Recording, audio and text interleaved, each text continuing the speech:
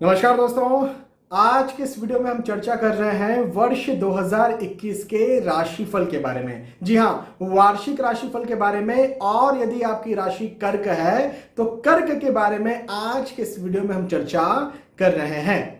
जीवन के अलग अलग क्षेत्रों में मैं प्रकाश डालूंगा। आपको कहां पर सौगातें मिलने वाली है, कहां पर सावधानी बरतने के संकेत मिलने वाले हैं, कहां पर खुश खबर शुभ संकेत मिलने वाला है, इस बारे में हम बात करेंगे। दोस्तों, जीवन के अलग अलग क्षेत्र तो होते हैं लेकिन बहुत ही ज्यादा महत्वपूर्ण होते हैं। जैसे जैसे कि आपका स्वास्थ्य, आपकी पारिवारिक स्थिति, आपका धन, आपकी संपत्ति, आपका पैसा, आपकी आर्थिक स्थिति, आपका नौकरी, आपका व्यवसाय। साथ ही साथ यदि आप कहीं एग्जाम दे रहे हैं, यदि आप स्टूडेंट हैं, यदि स्टूडेंट नहीं भी हैं, नौकरी कर रहे हैं, व्यवसाय कर रहे हैं, लेकिन उसके बावजूद भी आप कहीं एग्जाम दे रहे हैं, हो सकता है गवर्नमेंट जॉब में सिलेक्शन को लेकर के एग्जाम दे रहे हो, तो इन सारे विषयों पर आज मैं प्रकाश डालने जा रहा हूं और वर्ष 2021 का राशिफल, भविष्यफल आपको बताने जा रहा हूं। दोस्तों, मेरे जो राशिफल होते हैं वो चंद्र राशि पर आधारित होते हैं। उसकी वजह यह है कि शास्त्रों के अनुसार ग्रहों के गोचरों की गणना यदि चंद्र कुंडली से की जाए तो ही वो सही होती है। चंद्र कुंडली चंद्र राशि को लग्न मान करके बनाई जाती है। शास्त्रोक्त बात करेंगे।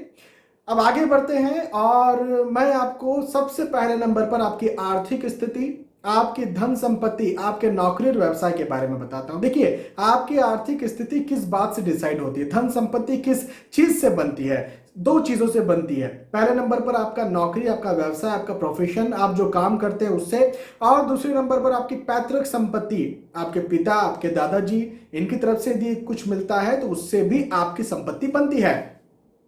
तो इस बारे में मैं आपको बताने जा रहा हूं। सबसे पहले नौकरी और व्यवसाय की बात करते हैं।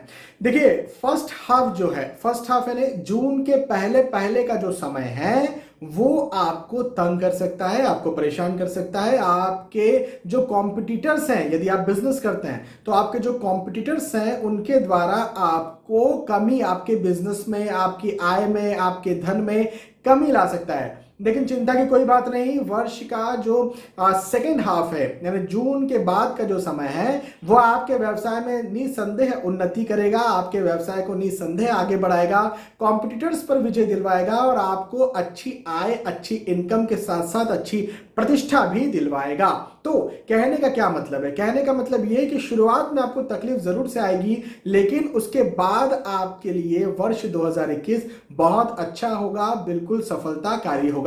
इसी प्रकार से जो लोग नौकरी करते हैं उनके लिए यहां पर मैं कहना चाहूंगा कि आपके साथ पॉलिटिक्स हो सकती है। देखिए, कॉर्पोरेट सेक्टर में यदि आप हैं तो पॉलिटिक्स को बहुत अच्छी तरह से जानते होंगे। आपके साथ पॉलिटिक्स हो सकती है, आपकी हिडन एनिमीज या इवन डायरेक्ट एनिमीज भी बन सकते हैं। आपको पीछे खींचा जाना, ऐसी स्थितियां बन सकती है। यदि कहीं मार्च अप्रैल इस समय कहीं प्रमोशन या इंक्रीमेंट के योग है तो हो सकता है उसमें थोड़ा सा डिले हो जाए। डिले हो जाए मैं कह रहा हूं, कैंसिल हो जाए मैं नहीं कह रहा हूं। मध्य में, जैसे जून का वक्त जो होता है इस समय, या जून के थोड़ा सा बाद में जाकर के आपको इंक्रीमेंट या प्रमोशन मिले, ऐसे मुझे चांसेस, ऐसे मुझे योग बनते हुए नजर आ रहे हैं। अंत भला तो सब भला। मैं एक बात ये कहना चाहूंगा कि शुरुआत में चाहे आप नौकरी करते हैं, चाहे आप व्यवसाय करते हैं, आपको तकलीफ होगी, लेकिन सेकेंड हाफ में किसी भी प्रकार के तकलीफ जो है वो आपको देखने को नहीं मिलेगी। इवन आपकी उन्नति होगी, आर्थिक स्थिति जो है वो मजबूत होगी। अब खास तौर पर हम बात करेंगे यदि आपकी पैतृक संपत्ति को लेकर के कहीं ना कहीं विवाद चल रहा था तो वो भी यही बात हो जाएगी कि जो फर्स्ट हाफ है ना, जून के पहले पहले का समय है, ये पैतृक संपत्ति को लेकर के, जायदाद को लेकर के, आर्थिक स्थिति को लेकर के कहीं ना कहीं मंदा रहेगा। लेकिन पैतृक संपत्ति वर्ष 2021 के आगे ही जाकर के, सेकेंड हाफ में जाकर के, जून के बाद जाकर के आपको मिलेगी।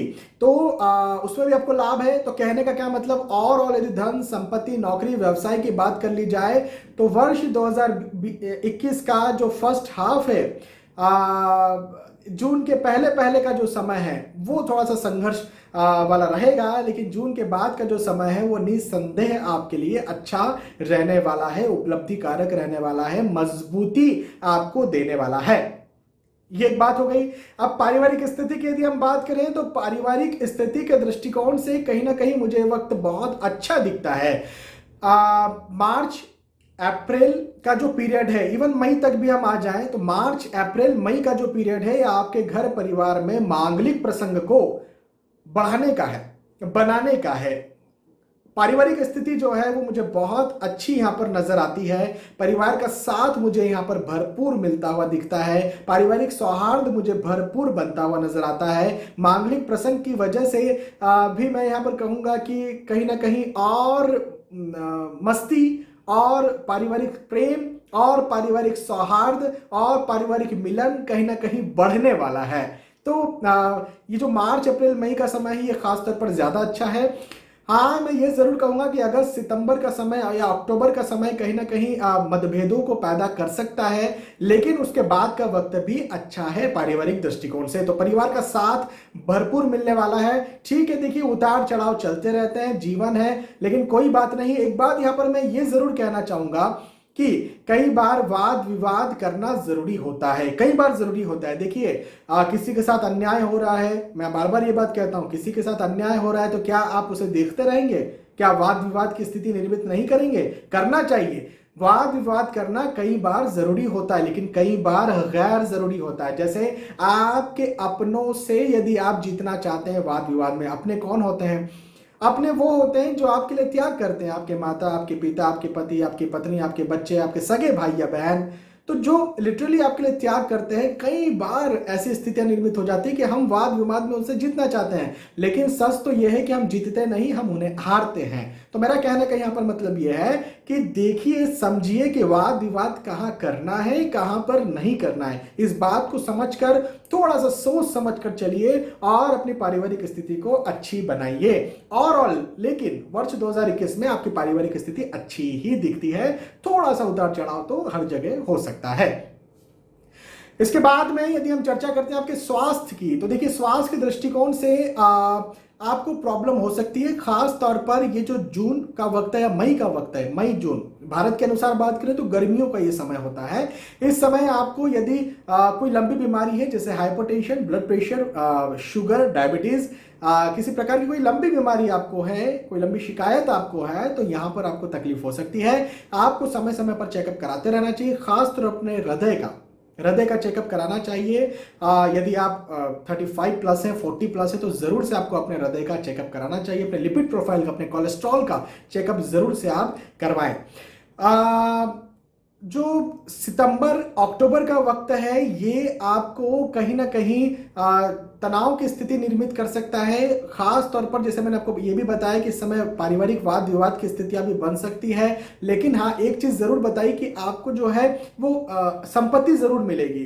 पैतृक संपत्ति के बारे में आपको याद हो तो मैंने आपसे अभी थोड़ी देर पहले कहा कि पैतृक संपत्ति इसी बीच में आपको मिलने वाली है, लेकिन अक्सर यह होता है कि जब पैतृक संपत्ति मिलती है तो कहीं ना कहीं तनाव की स्थितियां भी निर्मित हो जाती है।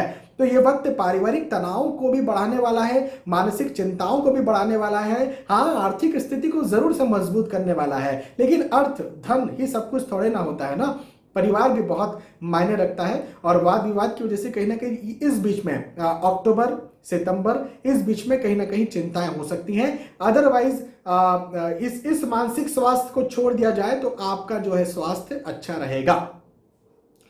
इसके बाद में हम चर्चा करते हैं यदि आप परीक्षा दे रहे हैं, यदि आप स्टूडेंट हैं, तो देखिए ये वक्त स्टूडेंट्स को ज्यादा मेहनत करवाएगा। हालांकि मैं ये कहना चाहूंगा कि मार्च अप्रैल और मई ये जो पीरियड है जो मैंने पारिवारिक दृष्टिकोण से बहुत अच्छा पीरियड बताया था, ये आपके लिए भी बहुत अच्छा है, आपकी उपलब्धि के लिए भी बहुत अच्छा है। कहीं इस बीच में एग्जाम देने जा रहे हैं तो उसके लिए भी बहुत अच्छा है। लेकिन मार्च अप्रैल मई इसके अलावा यदि आप कभी एग्जाम दे रहे हैं तो आपको संघर्ष, आपको श्रम ज्यादा करना पड़ेगा। और हो सकता है आपको ये लगे कि यार मुझसे उतना नहीं याद हो रहा है या मेरा मन उतना नहीं लग रहा है जितना पहले कहीं लगता था। तो भटकाव की स्थिति, कम एकाग्रता की स्थिति, कम कंसंट्रेशन की स्थिति कहीं ना कहीं निर्मित हो सकती है। लेकिन चिंता की कोई भी बात नहीं है। आप जो है यदि मेहनत करते हैं, यदि हार्ड वर्क ज्यादा करते हैं और अच्छी किताबें पढ़ते हैं, अच्छी किताबों का मतलब आपके सिलेबस से लेकर के नहीं है, अच्छी किताबों का मतलब ये है कि जो मोटिवेशनल बुक होती हैं, धर्म की बुक्स होती हैं, जैसे श्रीमद् भगवत गीता, श्रीमद् भगवत महापुराण, श्री रामचरितमानस, रामायण, इन्हें भी यदि आप पढ़ते हैं तो ये आपकी एकाग्रता को, ये आपकी मेंटल पॉजिटिविटीज को और ज्यादा बढ़ाने वाली होगी। तो खास तौर पर, वैसे तो सभी के लिए मैं कहना चाहूंगा कि सभी पढ़ें, लेकिन खास तौर पर स्टूडेंट्स को मैं जरूर से यहां पर ये कहना चाहूंगा कि आप इन्हें पढ़ें ही पढ़ें, ताकि आपकी सक्सेस, ताकि आपका कॉन्सेंट्रेशन, ताकि आपकी एकाग्रता जो है वो बनी रहे और बढ़ती रहे। एक और बात, यदि आप कहीं गवर्नमेंट जॉब को लेकर के प्रिपरेशन कर रहे हैं, देखिए यदि आप कॉलेजेस में हैं, यदि आप स्टूडेंट हैं, तब तो मैंने आपको बता दिया कि थोड़ा सा प्रॉब्लम आपको आएगा। लेकिन यदि गवर्नमेंट जॉब को लेकर के प्रिपरेशन कर रहे हैं, ऑलरेडी नौकरी भी करते हैं और कहीं आप जाना चाहते हैं प्रिपरेशन करके, तैयारी करके, एग्जाम दे करके, तो भी आपके लिए यही कहूंगा कि मार्च, अप्रैल, मई, इवन मैं जून तक का पीरियड और आगे बढ़ा दूंगा आपके लिए कि ये वक्त बहुत अच्छा है। इस बीच में दी गई एग्जाम आपको सफलता जरूर से दिलवाएगी, खासतौर पर गवर्नमेंट सेक्टर को लेकर के। यदि कोई गवर्नमेंट सेक्टर की जॉब के लिए आप तैयारी कर रहे हैं तो अच्छा वक्त है, ओवरऑल मिला जुला करके वक्त अच्छा है।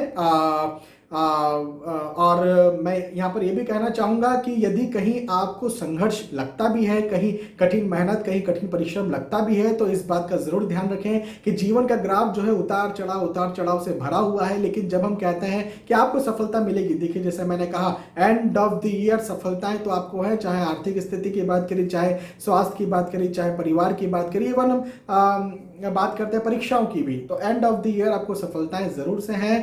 तो अंत भला तो सब भला, तो चिंताओं की कोई भी बात नहीं है। आप बस मेहनत करते रहिए और सफल बनिए। यहाँ पर जीवन के जो भी महत्वपूर्ण क्षेत्र होते हैं उन सब विषयों में हमने चर्चा की। देखिए हमेशा एक बात कहता हूं, सबसे ज्यादा महत्वपूर्ण होता है आपका स्वास्थ्य, मानसिक स्वास्थ्य, शारीरिक स्वास्थ्य। सेकंड नंबर पर महत्वपूर्ण होता है आपका परिवार, आपके सगे, आपके संबंधी। तीसरे नंबर पर महत्वपूर्ण होता है फाइनेंस, पैसा। पैसा कहां से आता है? नौकरी व्यवसाय से आता है, तो ऑब्वियसली कैरियर भी फिर इसी के साथ साथ महत्वपूर्ण हो गया।